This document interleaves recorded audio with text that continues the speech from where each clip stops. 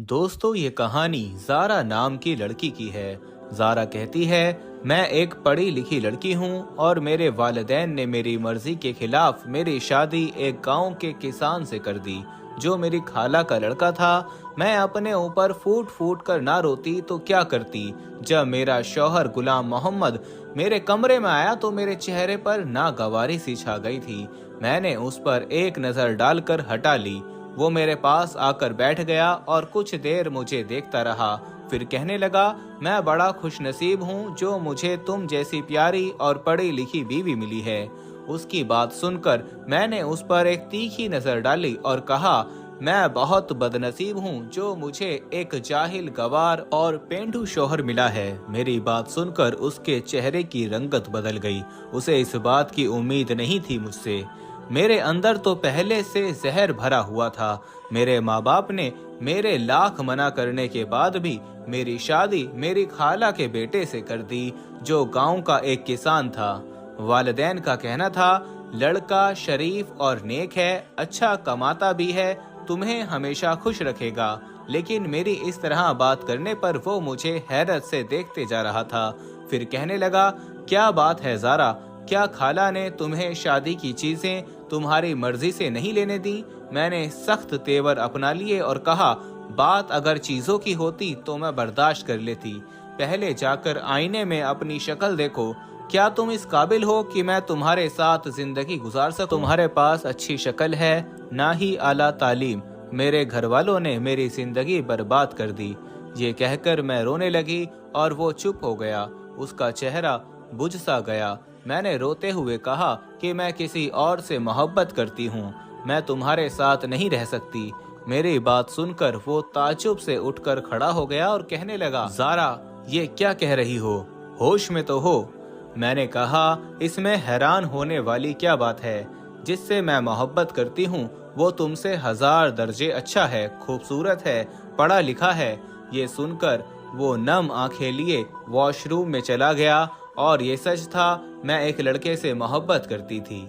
जब गुलाम मोहम्मद वॉशरूम से बाहर आया तो चेहरा पानी से गीला था, शायद रोकर बाहर आया था। उसने मुझसे नजरें हटा ली और सामने जा नमाज को बिछाकर नमाज पढ़ने लगा।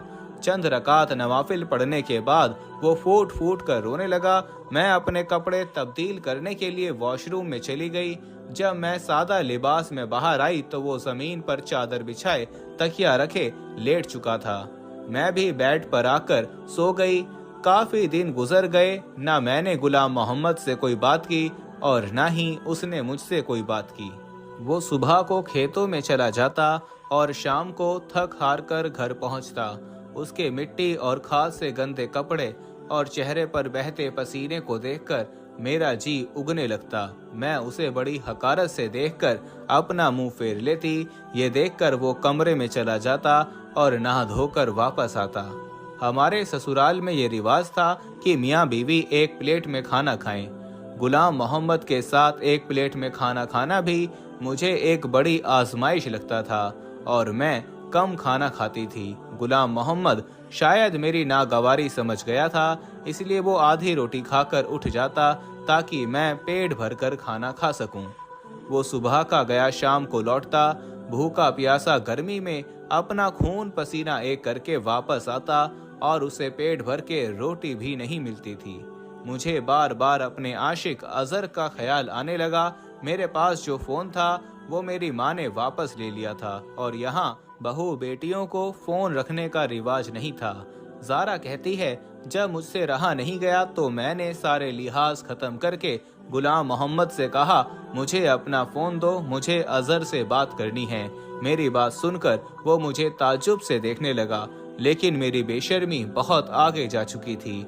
मैंने उसके हाथ से फोन छीनकर अजहर का नंबर मिलाया और बातचीत शुरू कर दी। मैंने उसे रो रो कर अपने बारे में बताया। गुलाम मोहम्मद की मौजूदगी का भी मुझे कोई ख्याल न था।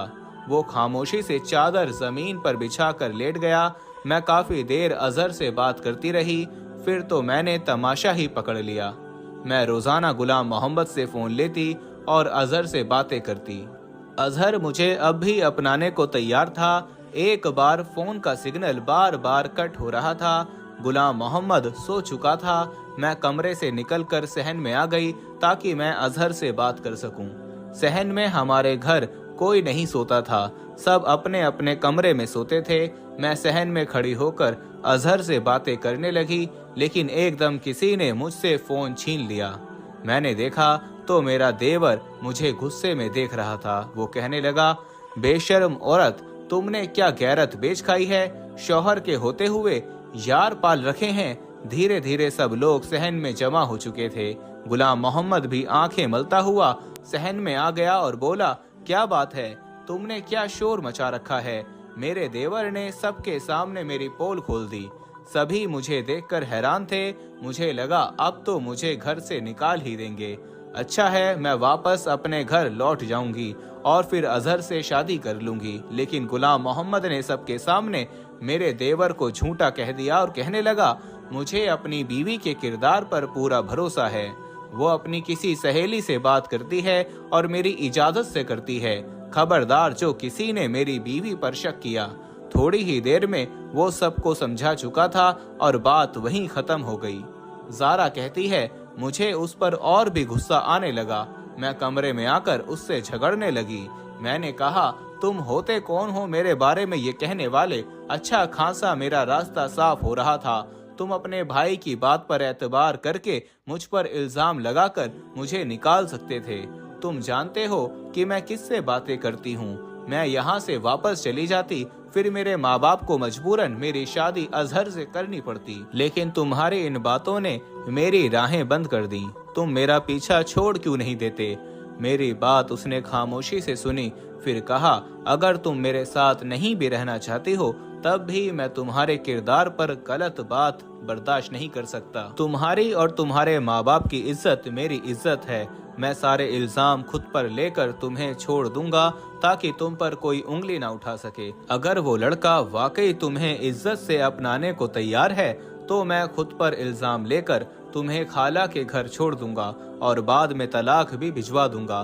गुलाम मोहम्मद की बात सुनकर पहली बार लाजवाब हो गई। वो अनपढ़ था, बिल्कुल अंगूठा छाप, लेकिन इज्जत गैरत का मतलब अच्छी तरह से जानता था। न जाने क्यों मेरे दिल में उसके लिए जज्बात कुछ बदलने लगे। लेकिन मैंने अपने आप को झटका और अजहर को सारी बातें बता दी। वो सुनकर खुश हो गया और कहने लगा, तुम शहर आ जाओ और अपने शौहर से तलाक ले लो। हम पहले कोर्ट मैरिज करेंगे, तुम मेरे पास ही रहना। बाद में तुम्हारे माँ बाप हमें अपनाने के लिए मजबूर हो जाएंगे। मैंने हामी भर ली। कुछ दिनों के बाद ही मैं गुलाम मोहम्मद के साथ शहर चली गई। अजहर के बताए हुए पते पर पहुंचकर मैंने गुलाम मोहम्मद से कहा, अब तुम जाओ, मुझे तलाक भी दे दो, उसके बाद तुम्हारा मुझसे कोई वास्ता नहीं। मैं अजहर से निकाह कर लूंगी। वो कहने लगा, मैं तुम्हारे लिए तलाक के गलीज लफ्जों को मुंह पर नहीं बोल सकता। मेरा ज़मीर इस बात की इजाजत नहीं देता। हाँ, मैं कागजी कार्रवाई कर दूंगा। ये कहकर वो चला गया। मैंने दरवाजा खटखटाया। दरवाजा अजहर ही ने खोला था। मुझे देखकर वो मुस्कुराने लगा। मैं घर में दाखिल हुई, लेकिन घर में उसके घर वाले नजर नहीं आ रहे थे। हालांकि वो मुझसे कह रहा था कि वो मेरे बारे में सब कुछ अपने घर वालों को बता चुका है। ज़ारा कहती है, मैंने खाली सहन देखकर पूछा, तुम्हारे घर वाले कहाँ हैं? तो वो कहने लगा, अंदर आओ, बताता हूँ। मैं अंदर कमरे तक गई तो कमरे में 2 मर्द और मौजूद थे। वो मुझे देखकर हंसने लगे। उनमें से एक ने कहा, इसकी कीमत मैं तुम्हें 3 लाख दूंगा। ये सुनकर मेरे होश उड़ गए। अजहर मेरी सौदेबाजी कर रहा था। मैं तो चक्कर खाकर रह गई।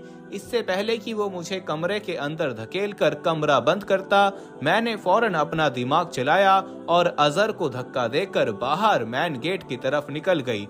वो तीनों मेरा पीछा करने लगे। गुलाम मोहम्मद अभी इतनी दूर नहीं गया था। उसे देखकर मैंने उसे पुकारा। उसने पलटकर मुझे देखा। मैं भागते हुए उसके पास पहुंची। मेरे पीछे इस वक्त 3 मर्द भाग रहे थे। रात का अंधेरा छा चुका था। वो जगह भी सुनसान थी जहां अजहर ने मुझे बुलाया था। मैं डरी सहमी गुलाम मोहम्मद के पीछे जाकर छुप गई। तीनों मर्द हम तक पहुंच गए और गुलाम मोहम्मद से कहने लगे, इस लड़की को हमारे हवाले कर दो, वरना तुम्हें जान से मार देंगे। उसने जवाब देने के बजाय उन्हें मारना शुरू कर दिया। बदले में वो लोग भी गुलाम मोहम्मद को मारने लगे। एक शोर सा मच गया। कुछ देर में लोगों का हुजूम आ गया। अल्लाह की करनी ये हुई कि वहां से पुलिस गुजर रही थी। पुलिस को देखकर वो लोग भागने की कोशिश करने लगे, लेकिन पकड़े जा चुके थे। पुलिस कब से उनकी तलाश में थी। वो लोग लड़कियों को अपनी मोहब्बत के जाल में फंसाकर आगे बेच देते थे। अल्लाह का एहसान हुआ, अल्लाह ताला ने मुझे बचा लिया। गुलाम मोहम्मद के होठों के पास जख्म हो चुका था। पहली बार मुझे उसके जख्म को देखकर दुख हुआ। वो मुझे खामोशी से बस स्टॉप तक ले गया। मैं उसके सामने नजरें उठाने के काबिल नहीं थी। वो अनपढ़ होकर भी बाज़र्फ निकला। मुझे अपना आप उसके सामने छोटा सा लगने लगा। वो मुझसे पूछने लगा, ज़ारा कहाँ जाना चाहती हो? अपने वालिदैन के पास। मैंने कहा, मुझे आपके साथ जाना है। मेरी बात सुनकर उसने मुझे बड़ी हैरत से देखा। मेरे माँ बाप ने मेरे लिए हीरा चुना था, बस मैं ही शीशे की चमक देखकर अपने हाथ जख्मी करने चली गई थी। लेकिन अल्लाह का एहसान है कि बच गई। गुलाम मोहम्मद ने मुझसे दूसरा कोई सवाल नहीं पूछा और मुझे गांव ले गया। माँ ने गुलाम मोहम्मद का जख्म देखकर फिक्रमंदी से पूछा, गुलाम मोहम्मद तुम्हें क्या हुआ? वो कहने लगा, बस से उतरते वक्त गिर गया था, इसलिए चोट लग गई। ज़ारा कहती है, ये सुनकर मैं अपने अंदर बहुत शर्मिंदगी सी महसूस कर रही थी। मैंने अपने शौहर को क्या कुछ नहीं सुनाया था, लेकिन उसने मेरे साथ अब तक भलाई की थी। 2 दिन तो मैं उससे नजर नहीं मिला सकी। अपने अंदर खुद को लानत मलामत करती रही। वो अब भी आधी रोटी खाकर मेरे पास से उठने लगा। मैंने उसे रोक लिया। मैंने कहा, आप खाना ठीक से क्यों नहीं खाते? रोजाना आधी रोटी खाकर उठ जाते हैं। मेरी बात पर गुलाम मोहम्मद ने मुझे हैरत से देखा था, फिर उठकर नहीं गया, चुपचाप खाना खाने लगा। अब मैं ख्याल रखने लगी थी। अंदर से मैं पूरी तरह से टूट चुकी थी, इसलिए अपने शौहर के सामने झुककर अपनी गलती का एतराफ करना मुझे मुश्किल लग रहा था। मैं चाहती थी वो मुझे खुद से माफ कर दे, लेकिन वो चुप था। देर रात को कमरे में आता और जमीन पर चादर बिछाकर लेट जाता। एक दिन मैं हिम्मत जमा करके उसके सामने बैठ गई। मैंने कहा, गुलाम मोहम्मद मुझे माफ कर दो, मैंने आपको समझने में गलती कर दी। हीरा छोड़कर मैं कांच का सौदा करने चली गई थी। मैंने रोते हुए अपनी गलती का एतराफ किया, लेकिन वो अब भी खामोश था, कुछ नहीं बोला। मुझे चुप करवाया। अपना तकिया उठाकर जमीन पर सोने लगा। मैंने कहा, आपकी जगह यहाँ नहीं है, आप ऊपर सो जाएं। मैं जानती हूँ कि मेरी गलती छोटी नहीं है, बहुत बड़ी है। मैंने आपका बहुत दिल दुखाया है, लेकिन आपने अभी तक अपना आला ज़र्फ ही मुझे दिखाया। हो सके तो मुझे माफ कर देना। मुझे लगा कि अब वो जरूर मुझे मेरी कोताही को माफ करके मुझे सीने से लगा लेगा, लेकिन वो ना जाने क्यों मुझे टकटकी बांध कर देख रहा था। उसकी खामोशी मुझसे देखी नहीं जा रही थी। ज़ारा बताती है कि मैंने कहा, गुलाम मोहम्मद कुछ तो कहो, आप चुप क्यों हो? मुझे डांट दो, अपना गुस्सा मुझ पर निकाल दो, लेकिन मुझे माफ कर दो। मैं मन्नत समाजत पर उतर आई, लेकिन वो खामोश था। हमारे शादी को 6 महीने गुजर चुके थे। शादी के बाद से मेरे लिए जो चुप का ताला गुलाम मोहम्मद ने अपने होठों पर लगाया, मेरी मन्नत समाजत रोना धोना भी उसे खोल न सका। ज़ारा आगे बताती है कि सुबह को कुछ कागजात उसने मेरे हाथ में थमा दिए। मुझ पर तो जैसे आसमान गिर पड़ा हो। मैं तड़प तड़प कर रोने लगी और कहने लगी, गुलाम मोहम्मद मुझे तलाक मत दो। मैं उसके सामने रोने बिलखने लगी। वो कहने लगा, तुम पढ़ी लिखी हो, इसे पढ़कर साइन कर देना। ये कहकर कमरे से बाहर निकल गया। मुझे नहीं मालूम था, आदमी के दिल से उतर जाने के बाद औरत अपनी गलती पर चाहे जितनी माफी मांग ले, उसे वो इज्जत फिर से नहीं मिलती। या शायद आदमी सब कुछ बर्दाश्त कर लेता है, बस दूसरा मर्द बर्दाश्त नहीं कर सकता। मैं वो कागजात अपने हाथों में लेकर फूट फूट कर रोती रही। मेरी इतनी हिम्मत ना हुई कि कागज को पढ़ सकूं। मैंने सोच लिया था, रात को गुलाम मोहम्मद के पांव पकड़कर माफी मांग लूंगी ताकि तलाक ना हो। रात को जब वो कमरे में आया, मैं उसके पांव के पास बैठ गई। गिड़गिड़ाकर उससे माफी मांगने लगी। उसने मुझे दोनों बाजू से पकड़कर उठाकर खड़ा किया और कहने लगा, तुम अगर कागज पढ़ लेती तो यूं ना रोती, वो तलाक नामा नहीं। फिर दराज से निकाल कर मुझे कागज पकड़ा दिया। मैंने आंसू पोंछकर जब कागज देखे, वो जमीन के कागजात थे जहां वो हल चलाता था। अपने हिस्से की सारी जमीन वो मेरे नाम पर कर रहा था। मैंने हैरत भरी नजरों से उसे देखा। वो सब कुछ अपना मुझे क्यों सौंप रहा था? मैंने कहा, गुलाम मोहम्मद, ये सब मेरे नाम क्यों कर रहे हो? वो कहने लगा, इसलिए कि तुम मेरी बीवी हो। मैं कल शहर जा रहा हूँ, कुछ दिन के बाद लौटूंगा। गुलाम मोहम्मद ने मेरे लाख मना करने के बाद भी मुझसे साइन करवा लिया। अगले दिन वो शहर चला गया। 4 दिन मैंने बड़ी बेसब्री से उसका इंतजार किया। वो वापस तो आया, लेकिन घर में कोहराम मच गया था। शहर से गुलाम मोहम्मद की मैयत गांव आई थी। मेरी तो सारी दुनिया उजड़ गई। उसका एक शहरी दोस्त उसकी मैयत लेकर आया था। उसी ने बताया, पिछले 2 महीने पहले ही गुलाम मोहम्मद को मालूम हुआ कि उसे कैंसर है। वो ज्यादा दिन नहीं बच सकेगा। न जाने पिछले 6 महीने से कौन सा अमल इसे खाए जा रहा था, जिसका नतीजा उसकी जान ही ले गया। मुझ पर तो गशी के दौरे पड़ने लगे। 2 दिन के बाद मैंने कुछ होश संभाला। एक खत मुझे मेरी सास ने दिया। कहने लगी, ज़ारा, ये गुलाम मोहम्मद के दोस्त ने दिया है। कह रहा था गुलाम मोहम्मद ने तुम्हारे नाम भेजा है। ये सुनकर मुझे हैरत का झटका लगा। मैंने अपनी सास से कहा, खाला, गुलाम मोहम्मद तो अनपढ़ था, फिर भला उसने खत कैसे लिखा? इस पर खाला ने मुझे ताज्जुब से देखा और कहा, तुम्हें किसने कहा कि गुलाम मोहम्मद अनपढ़ था? उसने 12वीं क्लास गांव के स्कूल में पास की थी। उसके आगे भी पढ़ाई की थी, साथ ही साथ अपने बाप का बाजू भी बन गया था। मैं तो ये सुनकर दंग रह गई। मैं शादी से पहले कभी गांव नहीं आई थी। मुझे लगा खाला के सब बच्चे अनपढ़ होंगे। खाला कहने लगी, तुम्हें गुलाम मोहम्मद बचपन ही से चाहता था। कहता था, अम्मा, ज़ारा तालीम हासिल कर रही है, इसलिए मुझे भी आगे पढ़ना है। कल को जब वो मेरी बीवी बने तो लोगों के सामने उसे ये शर्मिंदगी ना उठानी पड़े कि उसका शौहर अनपढ़ है, जाहिल और गवार है। मुझ पर ये बातें किसी हथौड़े की तरह लग रही थीं। आज तक मुझे गुलाम मोहम्मद ने ये नहीं बताया था कि वो पढ़ा लिखा है।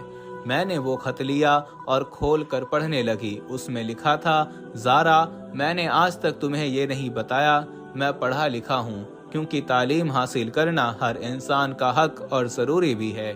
फिर इन बातों को सबके सामने जताया जाए कोई ज़रूरी तो नहीं होता। मैंने जब से होश संभाला है अपनी माँ को यही कहते हुए सुना, वो तुम्हें अपनी बहू बनाना चाहती है, इसलिए मेरे दिल में तुम्हारी मोहब्बत बचपन से बसने लगी थी। जैसे जैसे मेरी उम्र बढ़ती रही, मेरी मोहब्बत भी परवान चढ़ती रही। मुझे जब भी अम्मा ये कहती ज़ारा पढ़ रही है तो मुझे भी पढ़ाई का शौक होने लगा। जब वो ये कहती कि ज़ारा को खाने में ये चीज़ पसंद है तो मुझे भी वही चीज़ें खाने में अच्छी लगने लगती। शायद गलती से मैं तुमसे इश्क कर बैठा ज़ारा, इसलिए शादी की रात तुम्हारे मुंह से सब बातें सुनकर मुझसे बर्दाश्त ही नहीं हुआ। मैंने आज तक कभी आंसू नहीं बहाए थे। रोना तो बहुत दूर की बात है, हर हालात का डटकर मुकाबला किया था, लेकिन उस दिन तो टूट कर ही रह गया था। मर्द सब कुछ सह सकता है, लेकिन अगर लड़की शादी की पहली रात ये कह दे वो शौहर के बजाय किसी और से मोहब्बत करती है, तो शौहर का मान एतबार चकनाचूर हो जाता है। मैं भी टूट चुका था। फिर मैंने तुमसे मोहब्बत भी बहुत टूट कर की थी, इसलिए जब तुम मेरे सामने अपने आशिक से बातें करती, वो बातें जिस पर शौहर होने के नाते मेरा हक था, तो मेरा दिल खून के आंसू रोता था। तब ये गम मुझे कैंसर में मुब्तला कर गया, मुझे पता भी न चल सका। मैंने अपनी सारी जमा पूंजी तुम्हारे नाम कर दी है, कहीं मेरे मरने के बाद तुम्हारे साथ कोई हक तलफी ना कर सके। तुम आज़ाद हो ज़ारा, पूरी इज्जत के साथ तुम्हें कोई भी अपना सकता है। मेरी मोहब्बत शायद मेरा मसला थी। ज़ारा बताती है कि खत पढ़ते हुए मैं ज़ारों कतार रो रही थी। ये मैंने क्या कर दिया, क्यों कर दिया? मैंने सोचा समझा क्यों नहीं? मेरी हरकतों ने मेरे शौहर की जान ले ली। मैं दहाड़े मार मार कर रोने लगी। मेरी सास मुझे देखकर घबरा सी गई। कहने लगी, ज़ारा, ऐसा क्या लिख दिया है उसने? मैं क्या जवाब देती, क्या कहती? मैंने क्या खो दिया है? मुझे अकल तब आई जब मैं खाली रह गई। मैं रोते हुए अपने आप से कहती, काश गुलाम मोहम्मद तुम्हारी जगह मैं मर जाती। गुलाम मोहम्मद तुमने मुझ जैसी खुद गर्ज से क्यों मोहब्बत कर ली। काश के तुम जिंदा रहते, तुम्हारे बदले मैं मर जाती। मेरे आंसू नहीं रुक रहे थे। ज़ारा कहती है, एक वफा गुलाम मोहम्मद मुझसे निभा कर जा चुका था और एक मोहब्बत निभाने का मैंने अहद कर लिया था। आज मेरी उम्र 50 साल की हो चुकी है और मैं अब भी गुलाम मोहम्मद की बेवा हूँ। मैंने अपने शौहर से मोहब्बत उसके मरने के बाद की थी। मैं बीमार रहने लगी हूँ। मुझे अब भी यही लगता है कि गुलाम मोहम्मद के इंतकाल को बस चंद घंटे ही हुए हैं। अभी मैंने उसका खत पढ़कर रखा है। मेरे लिए मेरे अंदर की दुनिया थक सी गई है। मेरा जख्म आज भी हरा है। मेरे दुख में कभी कमी नहीं आ सकती। मेरी उन लड़कियों से गुजारिश है जो अपनी आला तालीम को सर पर सवार कर लेती हैं और अपने कम पढ़े लिखे शौहर को हिकारत की नज़र से देखती हैं। अपने शौहर की कदर करें। जितना मुखलिस वो आपसे है, कोई सड़क छाप आशिक नहीं हो सकता। काश ये बात मैंने पहले समझ ली होती तो शायद गुलाम मोहम्मद आज भी जिंदा होता। दोस्तों, ज़ारा की ये दर्द भरी कहानी आपको कैसी लगी? एक तरफ ज़ारा की मोहब्बत है और दूसरी तरफ गुलाम मोहम्मद की कुर्बानी है। आप इस वीडियो के बारे में कमेंट बॉक्स में अपनी राय ज़रूर पेश करें और साथ ही इस वीडियो को अपने दोस्त अहबाब के साथ ज़्यादा से ज़्यादा शेयर करके इस पैगाम को आम करने में हमारी मदद करें। अल्लाह सबको जज़ाए खैर अता फरमाए।